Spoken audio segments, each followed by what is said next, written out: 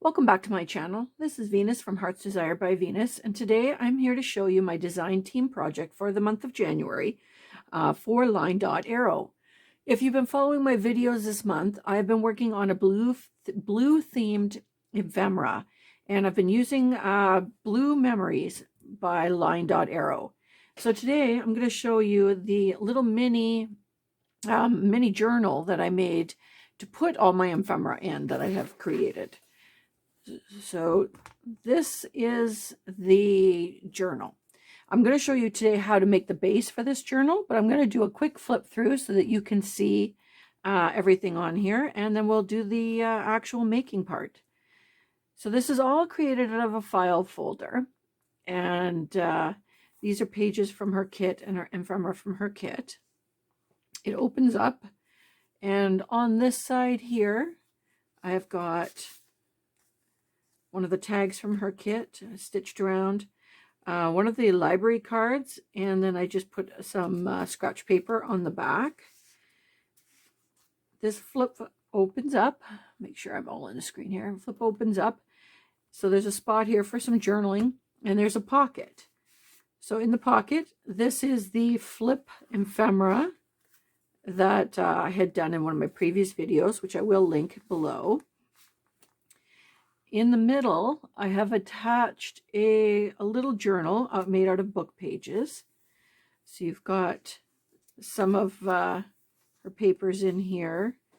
And I've left spots for you to do your journaling, as well as put anything else that you'd like in here. Stick some ephemera in, or you can add some tea-dyed paper to it. Totally up to you. But I decided to use my book pages in here to use up some of those. And I stitched that into the middle. So then on this side, I have another pocket. And I've got one of her postcards here that I've stitched. And one of her little journaling cards. Those are sliding in that pocket there. This pocket flips out. And there's another pocket behind here. And this is the book page tags that I had created in one of my other videos. So you can see it's a little mini journal. Folds all up. There's the back. And I just secured it with a little piece of torn fabric here in blues. So that's that. So this is what I'm going to show you how to create today. So first thing I'm going to start with is a file folder. This one is legal size. You could do it with a regular size, but I happen to have lots of legal size file folders around, so that's what I'm using. And it's actually a really simple technique that I found this lady showed me on YouTube on how to make these, and then of course I've taken it off with that and done my own thing. So what I am doing is you put the fold of your file folder right here in the corner of your scoreboard. If you don't have a scoreboard, you could use your regular scoring attachment in your cutting. That's perfectly fine. I just happen to have one, and I'm going to score at 5 1/4, and I'm going through both layers here a couple of times, and then what I'm doing is I'm just flipping it over to finish the other half at 5 1/4. And yeah, I know one side is going the one way and the other is going the other way, and that really won't matter because we're going to be flexing this anyways.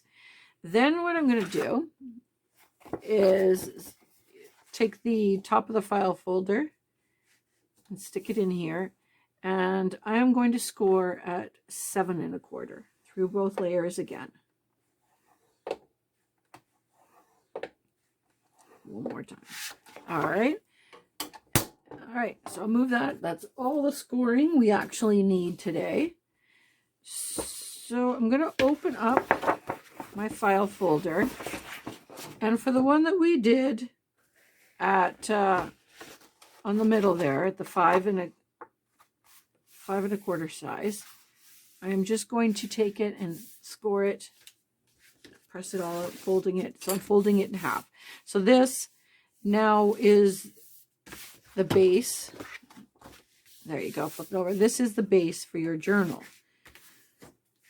So I'm just going to work it in really well here, scoring it, burnishing it. There we go. All right, so then what we're going to do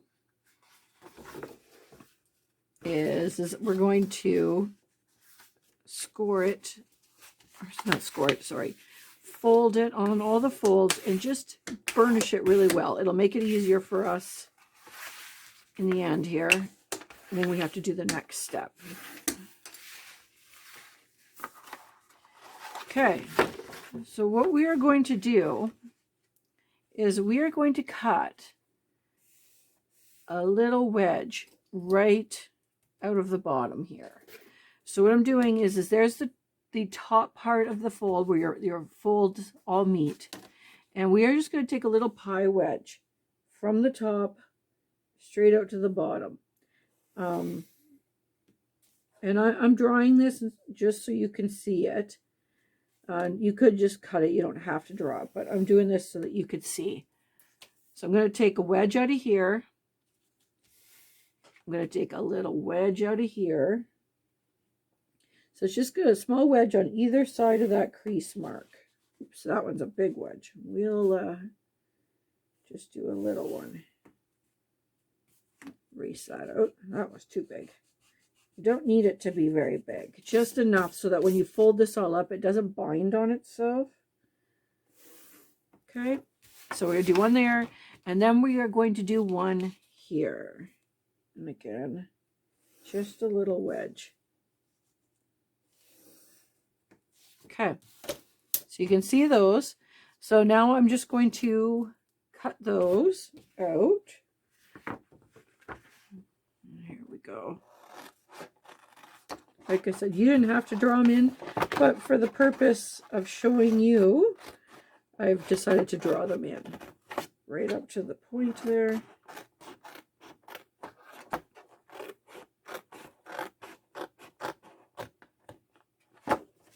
Remove that one piece, and we'll do this one here.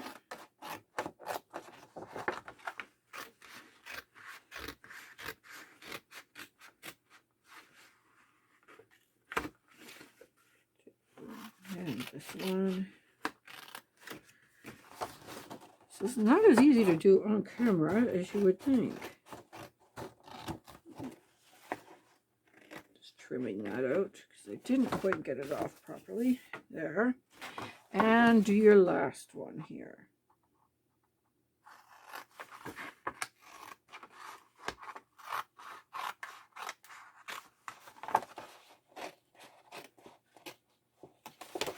All right.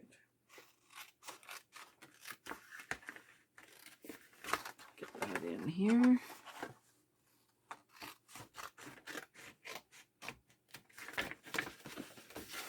All right, now that I've got these, I'm just going to cut that last piece off. All right, so now you can see these are the flaps and the flaps. So what I'm doing is with this one,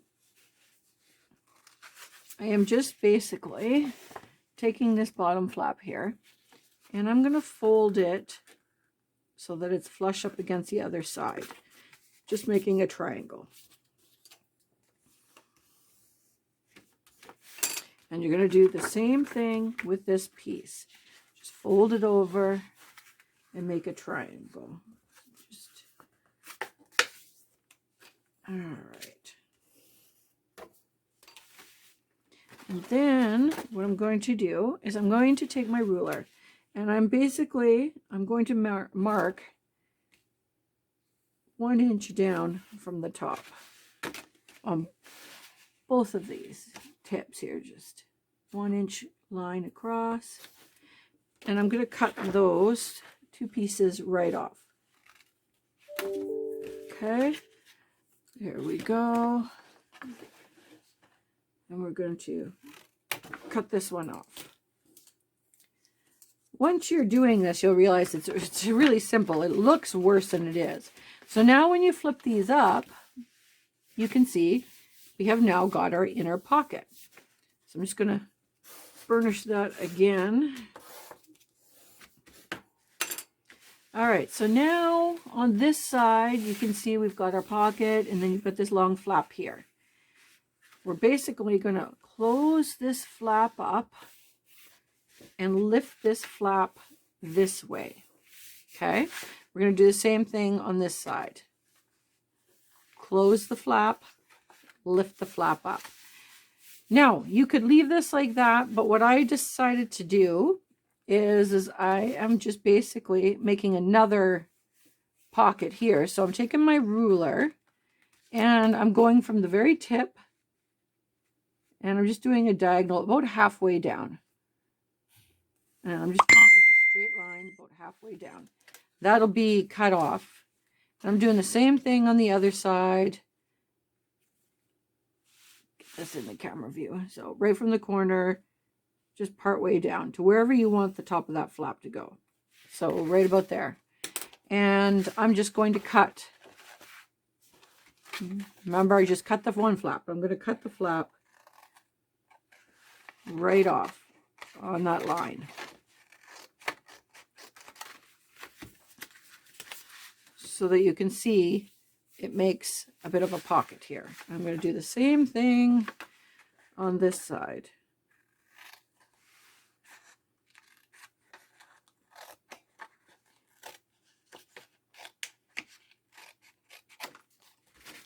Perfect.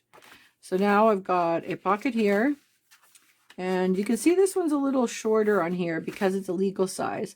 So basically what I'm going to do is I'm going to just trim this straight down so that I get rid of that extra. So I'm going to change out my blade here. And I'm just going to put this in and use my guideline so that the two pieces are the same. So I'm just going to run right down the side, cut that little extra piece off.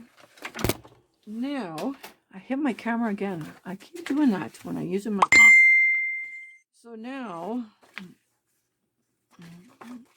when I flip this open, you have got the two pockets on the outside. Okay, so now what I have done is when I did my other one, I inked all this up all the way around. And then what I did I'll open mine up here to show you. Obviously, I forgot to turn the notifications off and people are beeping me. So what I did, as you can see here, get that right in there, is on this little flap here, this is where we've got the two flaps, I basically stitched all the way around. And I did the same thing on this side. I stitched all the way around on that flap. So you can see there. And then on the inside of my pocket, I stitched it all the way around and stitched my pocket down. You could just glue it down on these two pockets if you wanted, but I thought I was going to stitch. So that's what I have done on there.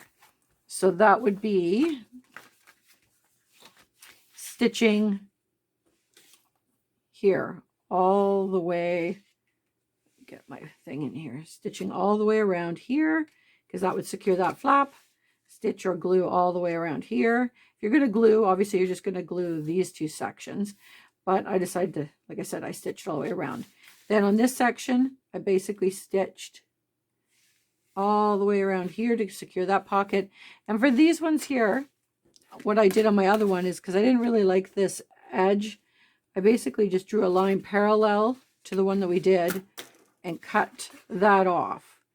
But you could leave it straight. You could do a corner punch on it. And same thing on this one.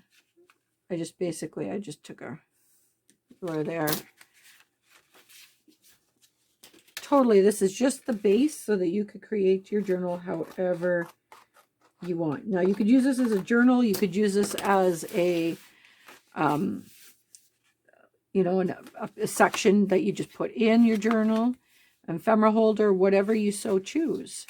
And then what I did is when I did my book pages in the middle, I just stitched. I stitched 5 pages right here in the middle of the spine, but I did reinforce it on the outside here. I used a bit of my favorite thing to reinforce, hockey tape, and I just ran a strip right, I'll show you here,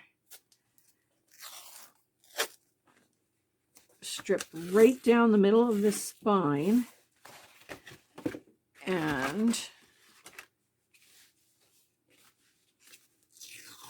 right up, because when you mat it, you won't have to worry about this.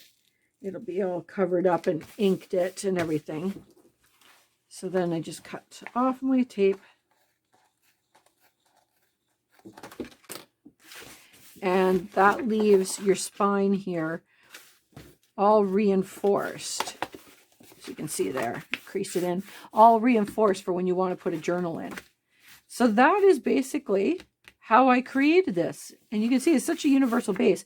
And now this measures 5 1/4 by 7 1/4. So when you're matting, it's a perfect 5 by 7 for the outsides here. So I really liked that idea. So you can see how universal this is. You'll be able to use this for so many things. And hopefully you get creative and make yourself a little mini journal or whatever you want to do with that. Remember that all these papers in here are from Line.Arrow. So if you're interested in replicating this or you just loved the paper, by all means, I will put her link below for her Etsy store. She's got some beautiful papers in there. If you like this video, please give me a thumbs up. Press that like button, subscribe, and you will catch all the new videos that I have coming out. I do try and do 1 video a week. I don't want to overwhelm you, but I do try and get you a new video every Thursday. So don't be afraid to subscribe so that you can follow me with that. And hopefully you will have some fun doing this little project yourself. Thank you for coming out, and I hope to hear from you guys soon.